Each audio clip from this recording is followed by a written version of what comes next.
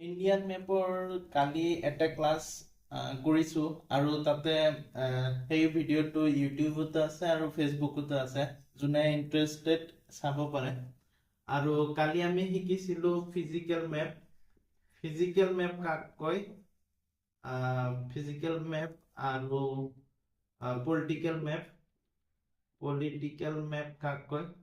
তো আকৌ আজি এবাৰ মনত কৰিছোঁ যে সহজ ভাষাত যিটো মেপ মানে ৰংচঙীয়া থাকে আৰু য'ত নেকি থাকে ৰাজ্যৰ নাম ৰাজধানী সেইবোৰ থাকে, সেইটো পলিটিকেল মেপ। আৰু য'ত পাহাৰ পৰ্বত বৰফৰ পৰা আৰম্ভ কৰি নদী সকলো বস্তু মানে দেখাই মেপটোত, সেই মেপটোক ফিজিকেল মেপ বুলি কোৱা হয়।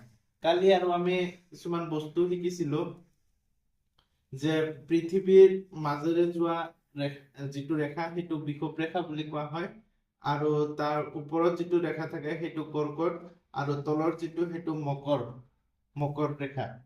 তো কৰ্কট ৰেখা 23.5 ডিগ্ৰী ওপৰত থাকে বিষুৱ ৰেখাতকৈ, আৰু মকৰ ৰেখা 23.5 তলত থাকে। আৰু মকৰ ৰেখাটো আমাৰ ভাৰতৰ কেইবাখনো ৰাজ্যৰ মাজেৰে পাৰ হৈ গৈছে। ভাৰতৰ যিকেইখন ৰাজ্যৰ মাজেৰে পাৰ হৈ গৈছে সেইকেইটা আকৌ আজি আমি মনত কৰো। প্ৰথমে পশ্চিমৰ পৰা পূবলৈ যিকেইখন ৰাজ্য আছে সেইবোৰ এবাৰ ৰিকল কৰো। প্ৰথম ৰাজ্যটো আছিল গুজৰাট, তাৰপিছত হ'ল ৰাজস্থান, তাৰপিছত হ'ল মধ্যপ্ৰদেশ, তাৰপিছত হ'ল ছত্তীশগড়, তাৰপিছত হ'ল ঝাৰখণ্ড, আৰু ঝাৰখণ্ডৰ পিছত ৱেষ্ট বেংগল। এইকেইখনৰ বাদে আৰু দুখন আছে, যি দুখন আমাৰ নৰ্থ ইষ্টত আছে। এটা হ'ল ত্ৰিপুৰা আৰু এটা হ'ল মিজোৰাম। এইখিনি পশ্চিমৰ পৰা পূবলৈ। আৰু আমি যদি এনেকে পূবৰ পৰা পশ্চিমলৈ যদি আমি মনত কৰো, তেনেহলে প্ৰথমটো ষ্টেট হ'ব মিজোৰাম, তাৰপিছত হ'ব ত্ৰিপুৰা, তাৰপিছত হ'ব ৱেষ্ট বেংগল, তাৰপিছত হ'ব ঝাৰখণ্ড, তাৰপিছত হ'ব ছত্তীশগড়, তাৰপিছত হ'ব মধ্যপ্ৰদেশ, তাৰপিছত হ'ব ৰাজস্থান, তাৰপিছত হ'ব গুজৰাট। আমি এনেকে মনত কৰিলে যিকোনো মানে পৰীক্ষাত আমাৰ মিছ নহয়। আৰু টোটেল 8টা ষ্টেটৰ মাজেৰে কৰ্কট ৰেখাটো, যিটো ট্ৰপিক অফ কেঞ্চাৰ ইংৰাজীত কোৱা হয়, সেই 8টা ষ্টেটৰ মাজেৰে পাৰ হৈ গৈছে। এইটো ধৰি ললে এইটো বিষুৱ ৰেখা, এইটো কৰ্কট ৰেখা, এইটো মকৰ ৰেখা। যিমানবাৰ মই কৈছো সিমানবাৰ যদি আপোনালোকে ভালকে শুনে, এনে মুখস্থ বা মনত হৈ যাব। মুখস্থ নহয়, মুখস্থ কৰাটো মই চাপৰ্ট নকৰো। আৰু এইটো কৰ্কট ৰেখা, ইয়াতে আমাৰ ভাৰত দেশখন আছে। ধৰি লৈছো এইটো ভাৰত, ইমান ধুনীয়াকে মই আঁকিব পৰা নাই। তো ভাৰতৰ মাজেৰে যোৱা কৰ্কট ৰেখাৰ যিকেইটা ষ্টেট, 8টা ষ্টেটৰ মাজেৰে গৈছে, সেই 8টা ষ্টেটত সূৰ্যৰ পোহৰটো মানে একদম চিধা ভাৱে পৰে। সূৰ্যৰ পোহৰটো কৰ্কট ৰেখাৰ পৰা মকৰ ৰেখালৈকে মানে অহা যোৱা কৰি থাকে, মানে এইখিনিলৈকে। এনেকুৱা নহয় যে বাকী এইখিনি জাগাত, পৃথিৱীৰ এইখিনি জাগাত পোহৰ নপৰে। পোহৰ পৰে, কিন্তু মানে হেলনীয়াকে পৰে। এনেকে যদি সূৰ্যটো ধৰি লৈছো এইখিনিলৈকে ওপৰত এইখিনিলৈকে কৰ্কট ৰেখা, আৰু এইখিনিলৈকে মকৰ ৰেখা ধৰি লৈছো। আৰু তো সূৰ্যটো ইয়ালৈকে আহিল ধৰক, আৰু বাকী এইখিনি জাগাৰ পোহৰটো হেলনীয়াকে পৰিব, এইখিনি জাগাই হেলনীয়াকে। আৰু আমাৰ ভাৰতত যিহেতু কৰ্কট ৰেখা ইয়াতে আছে, আৰু ভাৰতত ধৰক কাশ্মীৰটো ইয়াতে আছে, তো কাশ্মীৰত এনেকুৱা নহয় যে সূৰ্য পোহৰ নপৰে। সূৰ্য পোহৰটো পৰিব, কিন্তু হেলনীয়াকে পৰিব। আৰু বাকী মাজত একদম চিধা লাম্ভাকে পৰিব। সূৰ্যটো ইয়ালৈকে আহিলে ধৰক, আহি কিনে কাশ্মীৰত হেলনীয়াকে পৰিল, কিন্তু এই যিকেইটা মাজত ষ্টেট আছে সেইখিনি এনেকে মানে চিধাকে পৰিব। আৰু তলৰ যি কেইখন ষ্টেট আছে সেইখনত এবাৰ দুবাৰকে পৰিব, কাৰণ এবাৰ আহোঁতে সূৰ্যটো ইফালে যাব, যোৱাৰ সময়ত এবাৰ পৰিল, আকৌ অহাৰ সময়তো এবাৰ পৰিব। তো সেইকাৰণে চাউথৰ মানুহৰ মানে গাত বেছি আমাৰ চাউথ ইণ্ডিয়াৰ মানুহৰ গাত এনেকুৱা মানে ৰ'দৰ পোহৰটো বেছি দীঘলীয়া মানে লাম্বাকে পৰে, যাৰ কাৰণে মানুহবোৰ অলপ কলা কলাকে দেখা যায়। যোৱাকালি আমি মেপৰ অলপ ডাইৰেকশ্যন চাইছিলোঁ, আজি আৰু দুটামান বস্তু শিকিলোঁ যে ইষ্ট, ৱেষ্ট, নৰ্থ, সাউথ, এই নতুন দুটা বস্তু শিকিলোঁ, এই দুটাও ডাইৰেকশ্যন। এতিয়া আমি অসমখনক নৰ্থ ইষ্ট বুলি কোৱা হয়।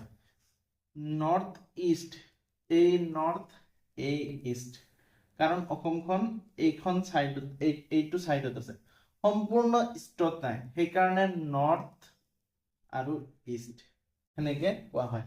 বহুত ভাৰতৰ ৰেলৰ যিটো মানে ডিভিজন ভাগ কৰিছে, তো সেনেকে ভাগ কৰিছে, north east division, south east, north east, south west, সেনেকে দেখিবলৈ পাব।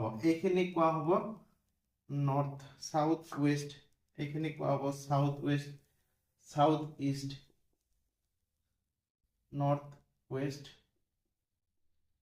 এনেকে মানে নামকৰণ কৰা হৈছে। আমি যেতিয়া ৰেলৰ কথাও পঢ়িম, ৰেলৰ ডিভিজনবোৰ, আজিকালি আগতে চেন্ট্ৰেলৰ এক্সামবোৰত বেছি আছিল, এতিয়া ষ্টেটৰ এক্সামবোৰতো দিব পাৰে, চ' সেইখিনিও পঢ়িম।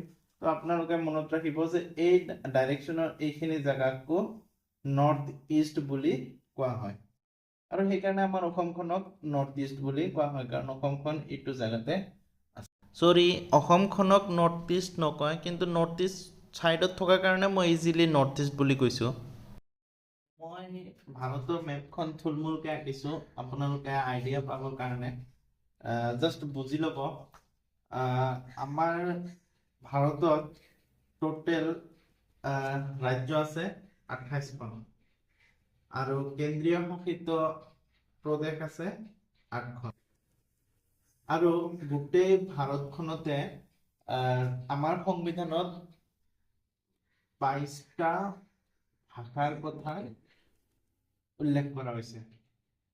সংবিধানৰ 8ম অনুসূচী মতে 22টা ভাষা মেনশ্যন কৰা আছে।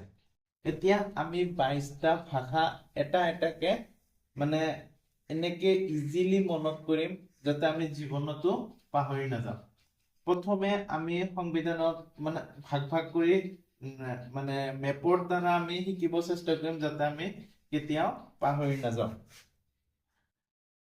ফালৰ পৰা ষ্টাৰ্ট কৰিছোঁ, ওপৰৰ ফালৰ পৰা 22টা ভাষা মনত ৰাখিব যে টোটেল কেইটা ভাষা, 22টা ভাষা।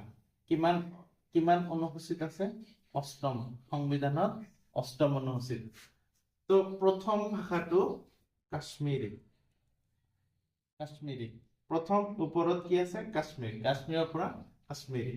তাৰপিছত ইফালে আমাৰ পাকিস্তান চাইডটো আছে, তো পাকিস্তানৰ চাইডটোত সিন্ধি ভাষা, কাশ্মীৰী সিন্ধি। তাৰপিছত ইয়াৰ তলতে পাঞ্জাব ষ্টেটটো আছে, পাঞ্জাবী, কাশ্মীৰী, সিন্ধি, পাঞ্জাবী। আৰু ইয়াত এইকেইখন যিখন ষ্টেট আছে, এইকেইখনত যেনেকৈ হাৰিয়ানা, উত্তৰ প্ৰদেশ, এনেকুৱা ষ্টেট কেইখনত হিন্দী ভাষা বেছিকে চলে, সেইকাৰণে হিন্দী। কাশ্মীৰত কাশ্মীৰী ভাষা, পাকিস্তানৰ এইটো চাইডত সিন্ধি ভাষা।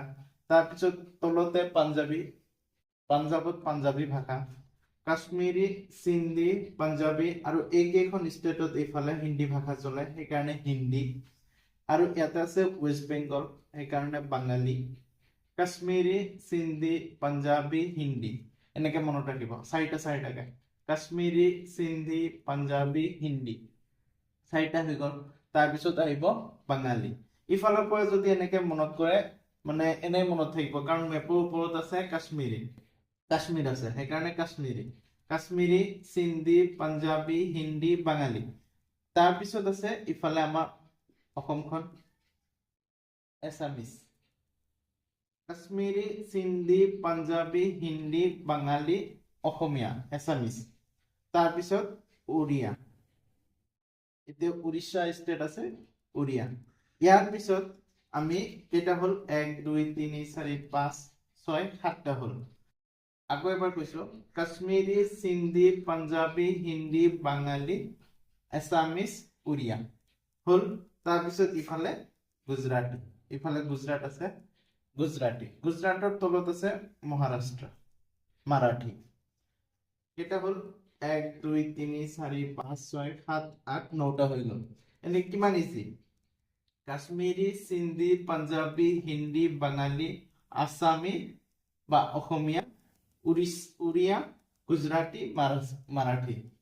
তাৰপিছত ইয়াতে যিকেইটা দ্ৰাবিড় ৰাজ্য, সাউথৰ ৰাজ্য কেইটা, ইয়াতে যাব কানাডা। তাৰপিছত আছে তেলেগু। এই দ্ৰাবিড় ৰাজ্যৰ 4টা ভাষা, Canada, Telugu, Tamil, Malayalam. Canada, Telugu, Tamil, Malayalam. Canada, Telugu, Tamil, Malayalam. এই 4টা মনত ৰাখিব। 1 2 3 4 5 6 7 8 9 10 11 12। 12টা হ'ল। 1 2 3 4 5 6 7 8 9 10 11 12 13টা হ'ল। 13টা হ'ল।